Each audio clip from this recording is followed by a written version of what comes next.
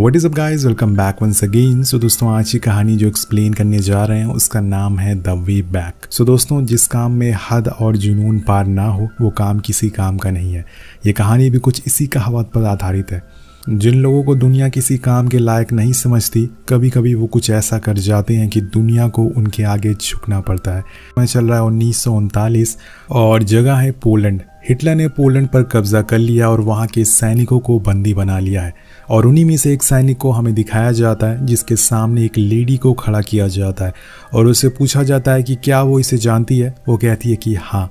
यही सवाल उस सैनिक से भी पूछा जाता है तो वो भी उसका जवाब हाँ में देता है। दरअसल ये दोनों पति पत्नी हैं और इसके बाद वो लोग उसकी पत्नी से उसके बारे में पूछते हैं तो वो रोते हुए अपने पति के बारे में बताती है कि वो एक एजेंट है और ये दूसरे देशों की इंफॉर्मेशन देता है, ये एक जासूस है।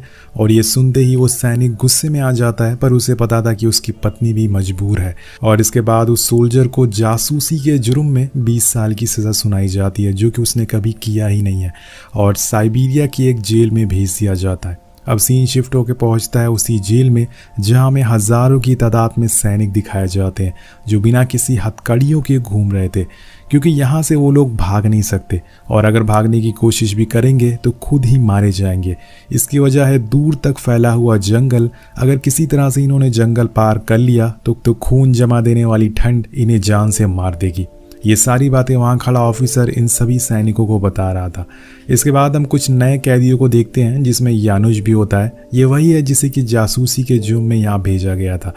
कुछ देर बाद सारे लोग अंदर चले जाते हैं जहाँ सबको खाना दिया जाता है। वहीं एक स्मिथ नाम का आदमी भी होता है। वो अपना खाना लेकर जाने लगता है, लेकिन तभी उसके हाथ से खाने का एक टुकड़ा नीचे गिर जाता है, जिसके बाद वहीं एक कमज़ोर आदमी बैठा हुआ उस टुकड़े को देख लेता और उस पर झपट्टा मारता है, लेकिन स्मिथ उस पर पैर रख देता है और अपने टुकड़े को उठा कर ले जाता है। ये सब दूर खड़ा यानुश देख रहा होता है और उसे ये पसंद नहीं आता, इसलिए वो अपना खाना उस कमज़ोर आदमी को दे देता है। उसे ऐसा करता देख स्मिथ कहता है कि लगता है कि तुम यहाँ पर नए आए हो। यहाँ हर कोई शुरुआत में ऐसा ही करता है, लेकिन यहाँ जिंदा रहने के लिए हमें अपना खाना छीनना पड़ता है, वरना तुम भूखे मारे जाओगे। अब कुछ देर बाद एक और कैदी यानुश के पास आता है जो पेशे से एक एक्टर था। वो यानुश से पूछता है कि तुम्हें कितने सालों की सज़ा हुई है, तो वो बोलता है कि 20 सालों की। और यही सवाल यानुश उससे करता है तो वो बताता है कि 10 साल की। तभी यानुश उसे धीमी आवाज़ में पूछता है कि क्या यहाँ से कोई भाग पाया है, तो आदमी कहता है कि नहीं, पर तुम इस बारे में सोचना भी मत। इसके बाद हमें उस जेल का मंजर दिखाया जाता है जहाँ पे इंसानियत नाम की कोई चीज़ मौजूद नहीं है। लोग एक दूसरे को सिर्फ एक मजाक पर ही मार डालते हैं और यहाँ दुनिया के हर कोने से लोग मौजूद थे जो अपनी सज़ा काट रहे थे। एक दिन वो एक्टर यानुश को दोबारा मिलता है और उसे एक रास्ता दिखाते हुए कहता है कि देखो, यहाँ से भागा जा सकता है। तुमने मुझसे सही सवाल किया था। मैं पिछले 2 सालों से एक ऐसे ही आदमी को ढूंढ रहा हूँ जो यहाँ से भागने की सोच रहा है और तुम वो इंसान हो। पर यानुश कहता है कि हम भाग कर कहाँ जाएंगे, तो एक्टर कहता है कि मुझे लगता है कि हम 500 किलोमीटर दूर है, लेक बैकाल के। हम लेक के जरिए साइबेरियन रेलवे क्रॉस करेंगे और फिर मंगोलियन बॉर्डर पर पहुंच जाएंगे और यही हमारी आज़ादी का रास्ता है। लेकिन मंगोल पार करने में काफ़ी वक्त लगेगा और हमें सर्दियों के जाने का वेट करना होगा और तब तक तुम खाना इकट्ठा करना शुरू कर दो, क्योंकि मंगोल यहाँ से हज़ारों किलोमीटर दूर है। और उस दिन के बाद से दोनों खाना इकट्ठा करना शुरू कर देते हैं। अब धीरे धीरे दिन बीतने लगते हैं और साइबेरिया की इस जेल में कैदियों को लकड़ी काटने का काम दिया जाता है। वो जंगल जाते हैं और वहाँ से लकड़ी काट कर लाते थे। अब एक दिन ऐसे ही एक झुंड लकड़ी काट कर वापस आ रहा होता है और तभी वहाँ पर तेज़ हवाएं चलने लगती है। यह हवाएं इतनी तेज़ होती है कि कुछ कैदी तो वहीं मर जाते हैं। तब स्मिथ जेलर से कहता है कि हमें जंगल की तरफ चलना चाहिए। अगर यहाँ हम रुके तो सारे लोग मारे जाएंगे। मौसम सही होते ही हम वापस चले जाएंगे। पर जेलर उसकी बात नहीं मानता और यहीं रहने को कहता है और तब स्मिथ अकेले ही जंगल की तरफ जाने लगता है। जेलर उसे बंदूक दिखाकर रोकने की कोशिश करता और कहता है कि रुक जाओ वरना मैं तुम्हें गोली मार दूंगा। जिसके बाद जेलर को भी मजबूरन सबको जंगल में ले जाना पड़ता है, जिससे कि सबकी जान बच जाती है। अब आप सोच रहे होंगे कि अब स्मिथ की सज़ा कम कर दी जाएगी क्योंकि उसने इतने लोगों की जान बचाई है, पर यह साइबेरियन जेल है, यहाँ हर चीज़ का उल्टा होता है। अगले दिन सारे लोगों को लाइन में लगाया जाता है और उसमें से कुछ कैदियों को बाहर निकाला जाता है, जिसमें स्मिथ, यानुश और कुछ और भी लोग होते हैं। जेलर स्मिथ से कहता है कि तुझे ज़्यादा ठंड लग रही थी ना, चल अब मैं तुझे गर्मी दिलाता हूँ। अब इन लोगों को बाहर निकाला जाता है और उन्हें एक खदान में भेज दिया जाता है, जहाँ पर इतना ज़्यादा पोल्यूशन होता है, इतनी धूल होती है कि आप अपनी आंखों से अपनी उंगलियां भी नहीं देख सकते थे। ऊपर से वो ज़मीन के इतने नीचे थी कि सांस लेने में भी दिक्कत हो रही थी। पर इन्हें जैसे भी करके यहाँ पर जिंदा बचना होगा। अब उस माइन में काम करते हुए यानुस को हेलुसिनेशन आना शुरू हो जाते हैं और यहाँ उसे अपना घर दिखता है, जिसके बाहर एक पत्थर रखा हुआ है जिसके नीचे चाबी मौजूद है। वो चाहता है कि वो उस चाबी को लेके अंदर जाए, पर तभी एक गार्ड यानुश को गोली मारने वाला होता है, लेकिन सही समय पर स्मिथ उसे बचा लेता है। एक्चुअल में वो सोचते सोचते गुफा के बाहर जाने लगता है। अब दोस्तों, स्मिथ वही इंसान है जिससे खाने का टुकड़ा नीचे गिर गया था। वो कहता है कि तुम पागल हो गए हो, अगर तुम बाहर गए तो गार्ड तुम्हें गोली मार देगा। अब यानुश कहता है कि मुझे यहाँ नहीं रहना है, मेरे पास एक एक्टर आया था, उसे यहाँ से बाहर निकलने का रास्ता पता है। तो इसमें तो उसे सच्चाई बताता है कि वो आदमी झूठा है, वो हर नए कैदी के साथ यही करता है, मेरे साथ भी उसने यही किया था। वो आदमी लीच की तरह है, तुम्हें जो सपने दिखाता है आज़ादी के, और उन्हीं सपनों पर जिंदा रहता है, लेकिन वो सालों से यही कैद है। लेकिन अगर तुम यहाँ से भागने को लेकर सीरियस हो तो मैं तुम्हारे साथ चलने को तैयार हूँ। इसमें जानता है कि यानुश एक अच्छा इंसान है, वो उसे धोखा नहीं देगा। ये उसने तभी देख लिया था जब उसने अपना खाना उस बूढ़े आदमी को दे दिया था। अब कुछ समय बीत जाता है और अब इनके साथ 5 और लोग जुड़ गए थे जो यहाँ से भागने के लिए तैयार थे, जिसमें एक एक्टर, एक क्रिमिनल, एक आर्टिस्ट और स्मिथ और 5वां यानुश होता है। और एक ऐसा आदमी भी था जिसे कि रात में कुछ दिखाई नहीं देता था। अब ये लोग आज तक किसी भी जेल से नहीं भागे थे, तो इनका सफ़र बहुत ही ज़्यादा मुश्किल होने वाला था। वेल, एक दिन हम देखते हैं कि मौसम काफ़ी ख़राब होता है और हवाएं काफ़ी तेज़ चल रही थी। ये देखकर यानुश कहता है कि आज का दिन सबसे सही है यहाँ से भागने के लिए, क्योंकि हवा की वजह से हमारे पैरों के निशान नहीं दिखेंगे, जिससे कि हमें ट्रेस कर पाना बहुत ही मुश्किल हो जाएगा। अब थोड़ी देर में वो लोग जनरेटर बंद कर देते हैं और एक्टर के बताए हुए रास्ते से बाहर निकल जाते हैं। जनरेटर बस 10 मिनट के लिए ही बंद हो सकता था, इसलिए इन्हें 10 मिनट में ज़्यादा से ज़्यादा दूरी तय करनी पड़ेगी ताकि कोई भी इन्हें देख ना पाए। लेकिन थोड़ी ही देर में जेल में सबको पता चल जाता है कि कोई कैदी भाग गया है और सारे गार्ड्स उनके पीछे लग जाते हैं, पर इतनी तेज तूफान में वो उसको ढूंढ नहीं पाते, इसलिए वो कुत्तों को उनके पीछे छोड़ देते हैं। तभी यानुश क्रिमिनल से कहता है कि तुम्हारे पास एक चाकू है ना, लाओ मुझे दो। वो उसे दे देता है, जिसके बाद यानुश पेड़ की छिलके से सबके लिए एक मास्क बनाता है ताकि हवा उनके मुंह पर ना लगे। अब उस मास्क को पहनकर सब लोग धीरे धीरे करके आगे बढ़ने लगते हैं और देखते ही देखते वो उस जेल से कई मील दूर निकल जाते हैं। वो सभी बहुत ही खुश थे, अब वो आज़ाद है, लेकिन इन्हें पता नहीं है कि आगे इनके साथ क्या होने वाला है। अब अगली सुबह जब ये लोग सोकर उठते हैं तो सबसे पहले खाना चेक करते हैं कि उनके पास कितना खाना बचा हुआ है। यानुश देखता है कि उनके पास सिर्फ एक ही हफ्ते का खाना इकट्ठा किया हुआ है, इतने में तो वो लोग कुछ ही दिन जिंदा रह पाएंगे। लेकिन वो हिम्मत नहीं हारता और सब ऊपर वाले पर छोड़ देता है। इसके बाद वो लोग आगे बढ़ते हैं तो यानुश उन्हें परछाई की मदद से रास्ता बताता है और दक्षिण की तरफ चलने को कहता है। सारे लोग उसके पीछे पीछे चलने लगते हैं और अब कुछ देर बाद अंधेरा होने लगता है और अब इन्हें आराम करना होगा, वरना आगे का सफ़र मुश्किल हो जाए। मुझे भूख लगी है, मुझे खाना चाहिए। आर्टिस्ट कहता है कि हमें शिकार पर चलना चाहिए, इससे हमारे पास खाने की कमी नहीं पड़ेगी। अब सारे लोग आज रात के लिए लकड़ी इकट्ठा करते हैं और उनमें से कुछ लोग जंगल चले जाते हैं। वो आदमी भी उनके साथ जाता है जिसे रात में दिखाई नहीं देता। थोड़ी देर में रात हो जाती है और उसके साथ वाला आदमी उसे थोड़ी देर बैठने को कहता है। अब धीरे धीरे सुबह हो जाती है और जब ये लोग सोकर उठते हैं तो उस आदमी को थोड़ी दूर पर देखते हैं जो कि बैठा हुआ था, पर वो बर्फ में जम चुका था, जिससे उसकी वहीं मौत हो जाती है। उसके सामने ही उसके दोस्त बैठे हुए थे जो कि कुछ ही दूरी पर थे, लेकिन उसे वो दिखे ही नहीं और इसी वजह से उसकी मौत हो गई। ये देखकर सारे लोग बहुत ही उदास हो जाते हैं और उसे वहीं दफना कर आगे बढ़ते हैं। अब उनके सामने बर्फ और ठंड की दिक्कत खत्म हो गई थी, पर अब उनका सामना होता है घने जंगलों से।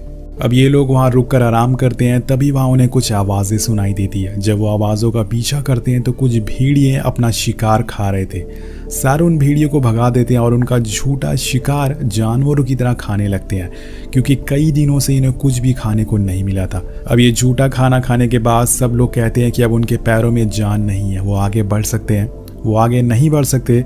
इसलिए यानुश कहता है कि ठीक है, तुम लोग यहीं रुको, मैं आगे जाके लेक ढूंढता हूँ, और हाँ, अगर मैं 1 हफ्ते के अंदर नहीं लौटा तो समझ जाना कि मैं अब इस दुनिया में नहीं रहा। यानुश अकेले ही निकल जाता है अपनी मंजिल की तरफ। अब उसके रास्ते में ना खत्म होने वाली मुसीबतें आती रहती हैं, लेकिन वो भूखा प्यासा वो बस चलता रहता है। बीच रास्ते में तेज बारिश भी होती है, जिसमें उसकी तबीयत बहुत ही ज़्यादा ख़राब हो जाती है, और इसी बीच उसे फिर से अपने घर का वही सेम हेलुसिनेशन आता है, पर वो नहीं रुकता, और तभी उसे अपनी मंजिल दिख जाती है। उसे वो लेक दिख जाता है जिसे वो इतने दिनों से ढूंढ रहा था। अब वो जैसे तैसे वापस अपने दोस्तों तक पहुंचता है और सभी उसे सहारा देते हैं। वो झील के बारे में, उस लेक के बारे में सबको बताता है और बताते ही बेहोश हो जाता है। अब अगले दिन जब उसकी आंख खुलती है तो उसके दोस्त उसके बताए हुए रास्ते पर चलने लगते हैं, लेकिन चलते चलते इन्हें लगता है कि जैसे इनका कोई पीछा कर रहा है, और तभी इन्हें एक लड़की दिखती है जो कि इनका पीछा कर रही थी बहुत ही समय से। वो बताती है कि मैं रशियन से भाग रही हूँ, मैं आप लोगों के सहारे आगे बढ़ना चाहती हूँ, लेकिन स्मिथ कहता है कि हम किसी अनजान इंसान को अपने साथ नहीं रख सकते, इससे हमारे पास खाने की कमी हो जाएगी और खतरा भी हो जाएगा। सारे लोगों को ये बात सही लगती है, इसलिए वो उस लड़की को वहीं छोड़कर आगे बढ़ जाते हैं। अब कुछ देर बाद उन्हें एक झील दिखती है और इसी के साथ इनकी किस्मत भी चमक जाती है। इन्हें झील में एक जानवर फंसा हुआ मिलता है, मतलब आज रात पार्टी होने वाली है। सभी उसे पकड़ लेते हैं। अब इनके पास ढेर सारा खाना था, और तभी उनमें से एक आदमी को उस लड़की का ख्याल आता है। उसे उस पर दया आ जाती है क्योंकि वो बहुत ही मासूम थी। वो सोचता है कि अब तो हमारे पास इतना ज़्यादा खाना है, जिसके बाद वो बिना किसी को बताए उसे जंगल से उस लड़की को लेकर वापस आ जाता है, और इसके बाद सभी लोग मिलकर एक साथ खूब मस्ती से खाना खाते हैं। आज इन्होंने इतने महीनों बाद इतना ज़्यादा खाना खाया था। अब अगले दिन सब लोग एक बार फिर से अपने सफ़र पर निकल जाते हैं, पर इस बारी उनके साथ ये लड़की भी थी जिसका नाम होता है एलिना। एलिना अब इनके साथ घुल मिल गई थी और उसे स्मिथ का साथ काफ़ी पसंद आता था, और उनकी दोस्ती भी हो जाती है। वेल गाइस, अब रास्ते में चलते हुए स्मिथ उसे पूछता है कि तुम्हारे माँ बाप कहाँ पर है। एलिना बताती है कि रशियन ने उन्हें मार दिया, वो अपने फार्म पर रहा करते थे, लेकिन एक दिन रशियन वहाँ पहुँच गया और बड़ी ही बेरहमी से उन्हें मार दिया गया। लेकिन स्मिथ समझ जाता है कि वो झूठ बोल रही है, क्योंकि जहाँ उसका फार्म मौजूद था वो जगह जर्मन्स के इलाके में आती है और वहाँ रशियन नहीं जा सकते। यहाँ उसका झूठ पकड़ा जाता है, लेकिन स्मिथ उसे कुछ नहीं कहता, और फिर वो दोनों आगे बढ़ने लगते हैं। अब कुछ दिनों बाद इन्हें मंगोलिया का बॉर्डर दिख जाता है। ये देखकर इन लोगों की खुशी का ठिकाना नहीं रहता। सभी ने अपने हौसले से हजारों मील का सफर तय किया था, जिसमें इन्हें ठंड, भूख, प्यास, हर चीज का सामना करना पड़ा, पर आज़ादी का जुनून इनके ऊपर सवार था, जिसने इनके हौसलों को टूटने नहीं दिया। अब रात के अंधेरे में सारे लोग सोवियत यूनियन और मंगोलियन का बॉर्डर पार कर लेते हैं, लेकिन इनके साथ एक रशियन आदमी होता है। वो अब आगे नहीं जाना चाहता था, इसलिए वो लोग उसे वहीं छोड़कर आगे बढ़ जाते हैं। पर जब ये लोग मंगोल की एंट्री गेट पर पहुंचते हैं तो इन्हें पता चलता है कि सोवियत यूनियन ने मंगोल पर भी कब्जा कर लिया है, जिस वजह से अब इन्हें और आगे जाना होगा और किसी शहर को ढूंढना होगा जहाँ पे सोवियत यूनियन का राज ना हो। अब बीच रास्ते में ये लोग फैसला करते हैं कि ये अब चाइना से होते हुए तिब्बत जाएंगे और फिर वहाँ से इंडिया जाएंगे, क्योंकि इंडिया में ब्रिटिश गवर्नमेंट का रूल है जहाँ पे ये लोग सेफ रहेंगे। इसी के साथ ये आगे का सफ़र तय करना शुरू कर देते हैं। इन्होंने अब तक 55,000 किलोमीटर का सफ़र तय कर लिया होता है, लेकिन अब इन्हें इंडिया जाना है, जिसके रास्ते में जानलेवा गर्मी, कड़कड़ाती धूप और ना ख़त्म होने वाला रेगिस्तान मिलेगा। इन्हें ये सब झेलना होगा, तभी ये बच पाएंगे। अब बीच में इन्हें रेतीला तूफान को भी झेलना पड़ता है। कुछ देर स्मिथ कहता है कि मुझे वहाँ एक पेड़ दिख रहा है, शायद वहाँ पानी हो सकता है, हमें वहाँ चलना चाहिए। पर यानुश कहता है कि ये सिर्फ तुम्हारा एक वहम है, लेकिन स्मिथ नहीं मानता और अपने साथ 4 लोगों को लेके जाने लगता है। तभी इन्हें वहाँ एक उड़ता हुआ पंछी दिखता है और ये समझ जाते हैं कि वहाँ पानी है। सभी भागते हुए उस जगह पर जाते हैं जहाँ स्मिथ की बात सच हो जाती है। अब यहाँ इन्हें एक कुआं मिलता है, जिसे ये लोग खूब पानी पीते हैं और फिर रात वहीं गुजारते हैं। तब इनका एक साथी कहता है कि हमें यहीं थोड़ी दिन रुकना चाहिए। तो यानुश कहता है कि अगर हम यहाँ रहे तो भूख से मारे जाएंगे, हमें आगे जाना ही होगा। अब अगली सुबह सारे लोग खूब पानी पीते हैं और साथ में भी कुछ पानी लेकर आगे बढ़ते हैं, लेकिन अब इनकी बॉडी इनका साथ देना छोड़ देती है। धूप और गर्मी के कारण सभी की हालत खराब होने लगी थी। बीच रास्ते में एलिना भी बेहोश होकर गिर जाती है और उसके दोनों पैर पूरी तरह से सूज गए थे, इतना ज़्यादा चलने की वजह से। उसकी पूरी स्किन धूप से जल चुकी थी, लेकिन उसके साथी उसका साथ नहीं छोड़ते। एक साथी उसे गोद में उठाकर आगे बढ़ने लगता है। थोड़ी दूर चलने पर एलिना उसे कहती है, एंड्रियो मुझे ज़मीन पर लिटा दो। एंड्रियो उसे लिटा देता है और सभी उसके आसपास बैठ जाते हैं, क्योंकि एलिना की हिम्मत अब टूट चुकी थी। थी। वो आखिरी सांसें गिन रही थी और फिर देखते ही देखते वो अपना दम तोड़ देती है। अब सारे लोग ये देखकर टूट जाते हैं, खासकर स्मिथ जो उसके काफ़ी करीब था और उसे अपनी बेटी जैसा मानता था। अब वो लोग उसे वहीं दफना कर आगे बढ़ जाते हैं, लेकिन स्मिथ अभी भी उसकी ग्रेव पर, उसकी कब्र पर खड़ा हुआ था, उसे याद करता है। वेल गाइस, यहाँ ये लोग 7 लोग थे, लेकिन अब इनमें से सिर्फ 5 लोग बच गए हैं। लेकिन उन 5 लोगों की भी हालत बहुत ही ज़्यादा ख़राब हो चुकी है। इन्हें प्यास लगी है और भूख भी लगी है, ऊपर से इतनी ज़्यादा गर्मी है। इसी बीच एक और आदमी वहाँ पर गिर जाता है, ये होता है आर्किटेक्ट, और भूख की वजह से उसकी भी मौत हो जाती है। अब इनके ग्रुप में सिर्फ बचते हैं 4 लोग। पता नहीं ये 4 लोग भी आगे जा पाएंगे या फिर नहीं, ये तो समय ही बताएगा। अब थोड़ा और चलने के बाद इन्हें दूर पहाड़ दिखना शुरू हो जाता है, यानी कि अब कुछ ही मील बाद ये खतरनाक रेगिस्तान खत्म हो जाएगा। लेकिन चलते चलते अब स्मिथ भी हिम्मत हार चुका था, उसके कदम लड़खड़ाने लगते हैं, पर यानिश उसका साथ नहीं छोड़ता और उसे हिम्मत देता है। अब आगे चलने पर यानिश को एक सांप दिखता है, वो उसे पकड़ने की कोशिश करता है क्योंकि ये उनका खाना हो सकता था। उसके पीछे भागते हुए यानिश को कुछ पानी की बूंदें दिखती है जो ज़मीन से बाहर आ रही थी। अब ये देखकर वो सभी उस पर टूट पड़ते हैं और पेट भरकर पानी पीते हैं और फिर उसी सांप को मारकर खा लेते हैं, जिससे कि इन्हें थोड़ी ताकत मिल सके, जिससे ये लोग आगे बढ़ सकें। पर अब स्मिथ की हालत ठीक नहीं है, वो चल नहीं पा रहा है। वो यानुस से कहता है कि तुम लोग चले जाओ, मुझे यहीं छोड़ दो, मैं तुम पर बोझ नहीं बनना चाहता। लेकिन यानुश उसकी बात नहीं सुनता और अपने साथियों से कहता है कि तुम आगे जाके रास्ता ढूंढो, हम पीछे पीछे आते हैं। रात होने पर वो उसके पास आके बैठ जाता और उससे कहता है कि मुझे पता है कि तुम्हारे बेटे को रशियन ने मार दिया है, क्या मैं उसका नाम ले सकता हूँ? तो वो कहता है कि तुम उसका नाम लेकर मेरे अंदर उम्मीद जगाना चाह रहे हो, पर जिंदगी एक सज़ा है और मौत आज़ादी है। मैं ही अपने बेटे को रशिया लेकर आया था, पर रशियन ने हमें पकड़ लिया और मेरे बेटे को मजबूर कर दिया मेरे खिलाफ गवाही देने के लिए, जिसके बाद उन्होंने उसे मार दिया, सेम उसी तरह से जैसे तुम्हारी बीवी ने तुम्हारे खिलाफ गवाही दी थी। तभी यानुश कहता है कि लेकिन मेरी बीवी मरी नहीं है, मुझे पता है कि वो अभी भी जिंदा है और वो मेरा इंतज़ार कर रही है। अब अगली सुबह वो लोग फिर से अपने सफ़र पर निकल जाते हैं, जिसके कुछ ही देर बाद उन्हें the great wall of China दिख जाता है। ये देखकर वो बहुत ही ज़्यादा खुश होते हैं, यानी कि वो चाइना पहुंच गए हैं। लेकिन वो लोग चाइना रुक नहीं सकते क्योंकि इस समय चाइना और जापान में जंग छिड़ी हुई है, इसलिए वो तिब्बत के लिए निकल जाते हैं जो चाइना से कुछ ही दूरी पर होता है। अब वहाँ के लोग इनका बहुत ही अच्छे से स्वागत करते हैं और इन्हें खाना देते हैं और रहने की जगह भी देते हैं। वो लोग उन्हें बताते हैं कि इंडिया जाने के लिए यहाँ से एक सिक्किम के रास्ते से घुसना होगा, लेकिन अभी तुम लोग मत जाओ क्योंकि मौसम सही नहीं है।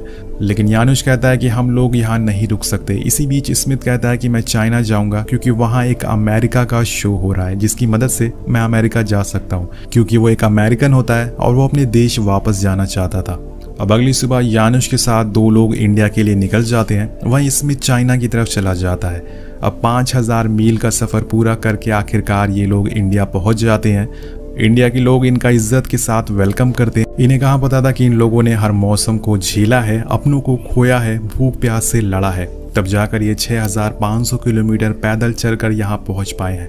लेकिन यानुश की मंजिल अभी यहाँ पूरी नहीं हुई है, उसे अपने घर पोलैंड जाना है, लेकिन उसका सपना 50 साल बाद पूरा होता है जब पोलैंड आज़ाद हो चुका था। अब उस दिन वो अपने घर पहुंचता है और उसी पत्थर के नीचे से चाबी उठाकर दरवाजे को खोलता है। उसकी पत्नी पिछले 50 सालों से उसका इंतज़ार कर रही थी, लेकिन अब वो भी बूढ़ी हो चुकी है। उसे कम दिखता है, लेकिन वो जैसे ही यानुश को देखती है उसे पहचान लेती है। उसकी पत्नी उसे रोते हुए माफ़ी मांगती है और दोनों एक दूसरे से गले लग जाते हैं। अब यानुश ने जो सोचा था उसने वो करके दिखा दिया। उसे दुनिया की कोई भी ताकत रोक नहीं पाई अपने परिवार से मिलने के लिए। और अगर आप भी कुछ ठान ले तो उसे करने से आपको कोई भी रोक नहीं सकता। आपने कहावत ज़रूर सुनी होगी कि मंजिल उन्हीं को मिलती है जिनके सपनों में जान होती है।